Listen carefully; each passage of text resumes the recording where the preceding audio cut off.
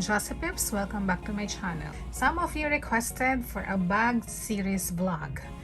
And for today's feature, I'll be presenting to you my limited Balenciaga laundry fringe bag. So without further ado, let's get started. I got this beauty last 2019 as a birthday gift. And when I spotted this bag in Balenciaga Greenbelt branch during their sale, I spoke to the former manager, Mr. Arnie, if they have still available stock. And he told me that they only have one piece available. So I really fell in love with this bag immediately.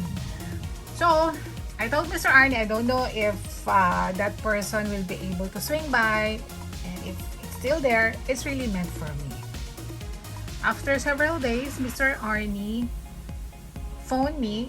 I was still interested getting the bag. So I told him that the person will get it for me still not available. So what Mr. Arnie did, he put the bag on top of the shelves so that I think no one will notice the bag. Yeah. And then, luckily, I got the bag. Yeah. So happy that I received this bag on my birthday month. Even though it's not on the day of my birthday, but it's okay. It's Balenciaga, My Lovelies, my Jazzy Peeps. It's my first Balenciaga bag and a limited Balenciaga laundry fringe bag. This is the bag, and you can see the brand Balenciaga on the fringes. At far, you cannot really recognize what's the bag. So it's kind of mysterious, diba? That's what I love about this bag. Usually in Balenciaga, you will buy the Balenciaga city bag or the one with Balenciaga logo, like the Alma BB. I forgot the name of the bag, but I also love that, but I prefer to get this one because it's limited. Yes, so this is the look. This is leather, so all is in leather. With the gold and with the top handle and a strap here with the strap, and this is adjustable. Yeah, so gold, but unfortunately the strap cannot be removed, so it's not removable. There's a pocket inside, one pocket. Yeah. And if you want to close the bag,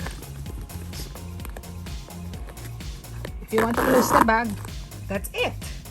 So it's gold, so easy peasy. Yeah. Yep.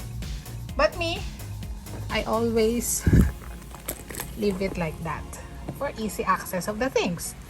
So I believe this is a small size for the fringes bag. Yep. So nice. And I can say this is a head turner bag because whenever I use this, everyone look at her, not on me. Yep, so nice. So now let's see what will fit inside this bag.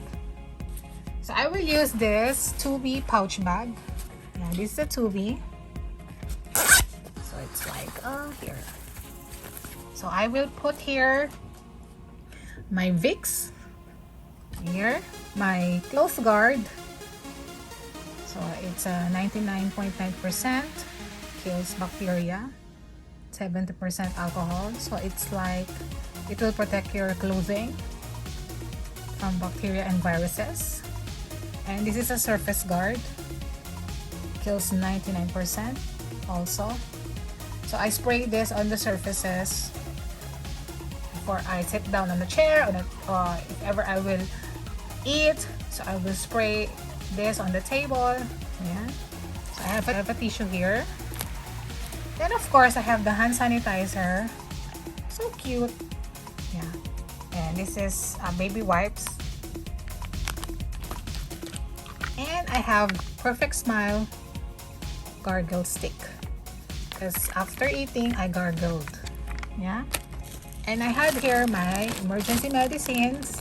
Yeah, and anti-shills.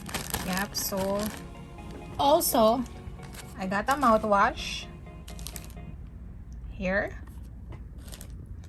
a perfume. Of course, I always bring perfume travel size with me, even though no one will smell me because everyone is wearing a mask. Yeah, this is my favorite.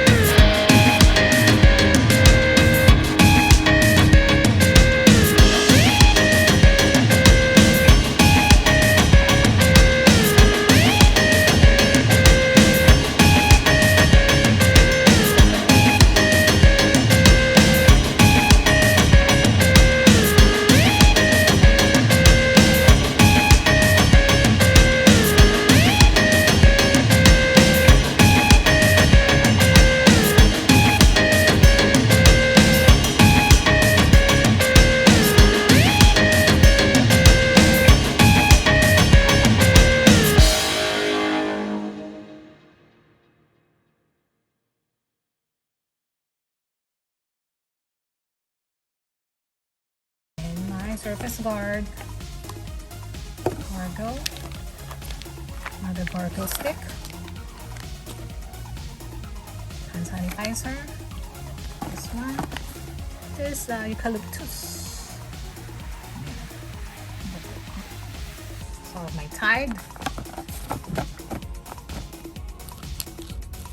my emergency medicines and panty shields, still roomy, still with space. So that's it for this. So we will put this inside my bag, as you can see. I have tissue here, my wipes, another wipes for the surfaces, my calling card, and we'll put here.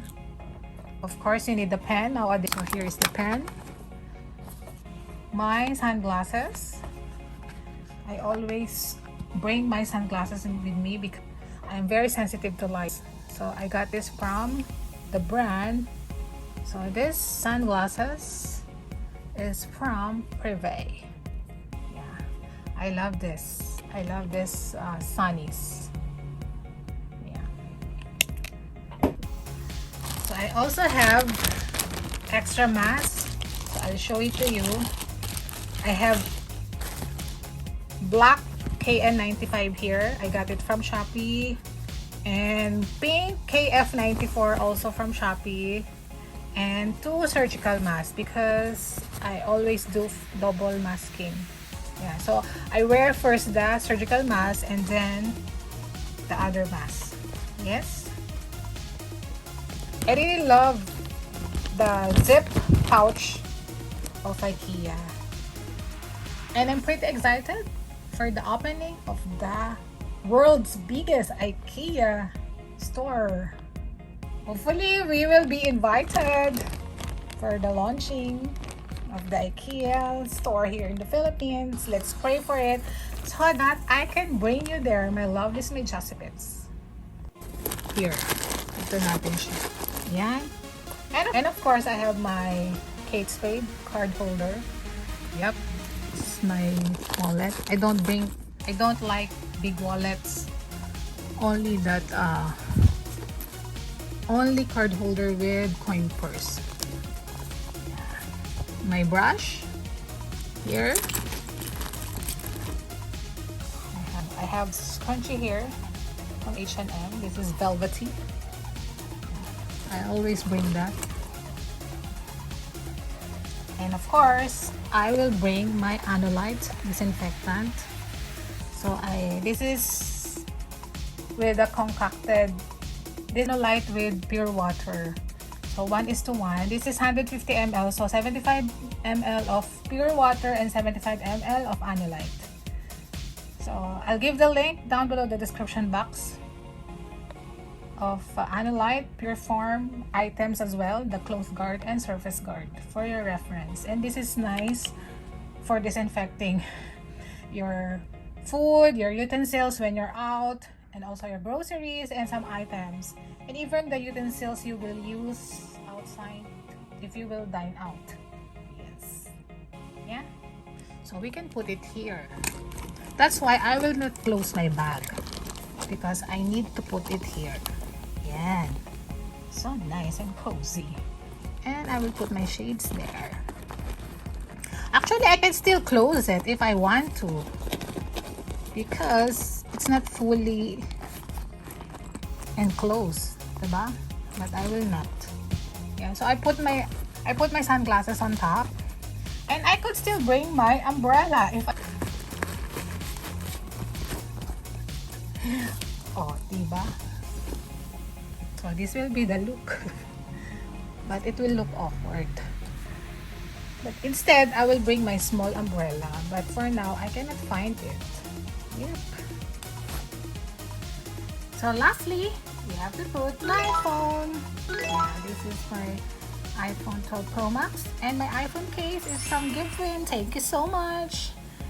And I'll be unboxing some of my Herein iPhone cases soon. Okay, so we will put it here on the side. So this is the bag full with my essentials, and I will bring this tomorrow, so watch out for that vlog. Okay, so we're ready to go.